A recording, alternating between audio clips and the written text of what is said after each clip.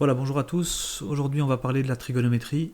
Alors, la trigonométrie qu'on va étudier en troisième, c'est une branche des mathématiques qui traite de la relation entre les côtés et les angles dans un triangle rectangle. Alors, petit rappel sur le vocabulaire.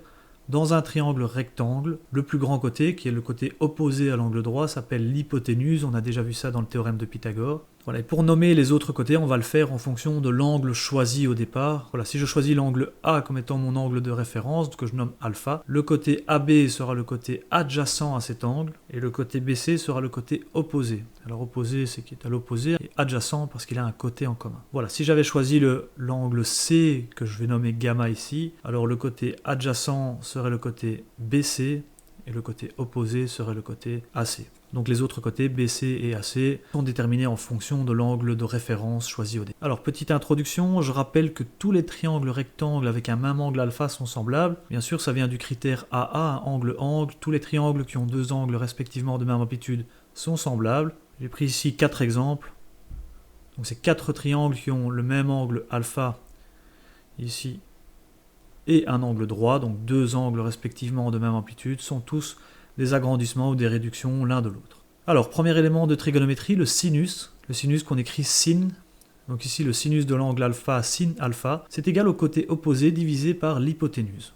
Le côté opposé ici, c'est BC, l'hypoténuse AC. On peut donc dire que c'est BC divisé par AC. Alors si je prends des valeurs, voilà, racine de 13 pour l'hypoténuse, 2 pour le côté opposé, 3 pour le côté adjacent, mon sinus vaudra 2 divisé par racine de 13. Alors là j'ai pris un exemple quelconque pour déterminer le sinus de l'angle alpha. Voilà, le sinus d'un angle alpha est indépendant du triangle de départ qu'on choisit. On aurait pu prendre n'importe quel autre triangle rectangle avec le même angle alpha et on aurait obtenu les mêmes valeurs pour le sinus. Alors je vais vous montrer avec un triangle ici qui a un rapport de similitude de 2, donc tous les côtés sont multipliés par 2. Voici ce triangle, c'est le triangle A1, B1, C1.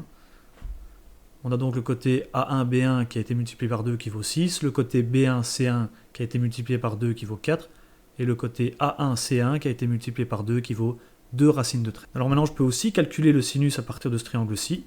Je prends le côté opposé qui vaut 4, B1C1, que je divise par l'hypoténuse A1C1 qui vaut 2 racines de 13. Voilà, j'écris ici donc 4 divisé par 2 racines de 13, donc B1C1 divisé par A1C1. Et je vois que cette fraction, je peux la simplifier en divisant le numérateur et le dénominateur par 2. Je reviens sur mon sinus de départ que j'avais calculé à partir du premier triangle. 2 divisé par racine de 13. Alors je vais l'expliquer un tout petit peu différemment. Ici je ne vais pas écrire les valeurs pour les côtés du triangle A1, B1, C1. Je vais l'écrire en fonction du premier triangle. On va voir que ça va se simplifier encore plus facilement. Alors je recalcule ici mon sinus à partir de mon deuxième triangle. Donc B1, C1 divisé par A1, C1. C'est bien le côté opposé divisé par l'hypoténuse. Sauf que cette fois-ci je ne vais pas écrire les valeurs 4 et ici 2 racines de 13, je vais l'écrire en fonction de mon triangle de départ. Les côtés ont été multipliés par 2, donc j'ai bien 2 fois ce côté-ci pour A1C1 et 2 fois le côté BC pour B1C1. Donc je vais écrire B1C1 comme étant 2 fois le côté BC et le côté A1C1 comme étant 2 fois le côté AC, parce qu'on a un rapport de similitude de 2 tout simplement. Et donc dans cette fraction, on n'a même pas besoin de noter les valeurs de BC et de AC, on voit directement qu'on peut simplifier cette fraction en divisant le numérateur et le dénominateur par 2, donc en barrant les facteurs 2 ici dans ma fraction, et il me reste directement BC sur AC, qui est exactement ma fraction de départ, donc sur le triangle que j'avais choisi pour calculer mon sinus initialement. Alors on va utiliser le même raisonnement, mais de manière généralisée.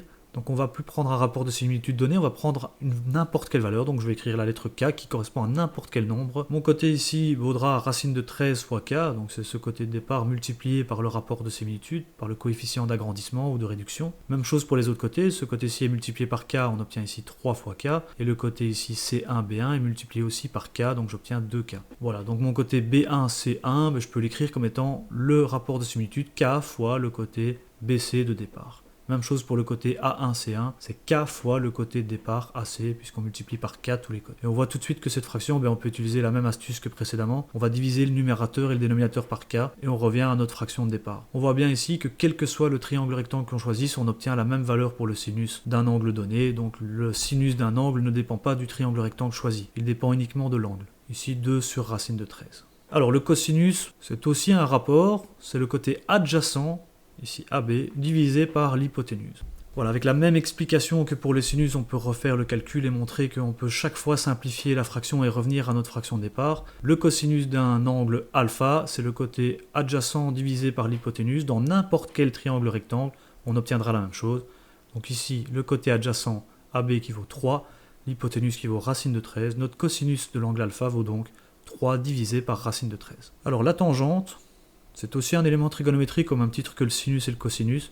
C'est simplement un autre rapport. Alors ici, la tangente de l'angle alpha, on l'écrit TAN, les 3 premières lettres, comme pour le sinus et le cosinus. Tangente alpha égale le côté opposé divisé par le côté adjacent. Alors ici, le côté opposé à l'angle alpha, c'est BC. Le côté adjacent à l'angle alpha, c'est AB.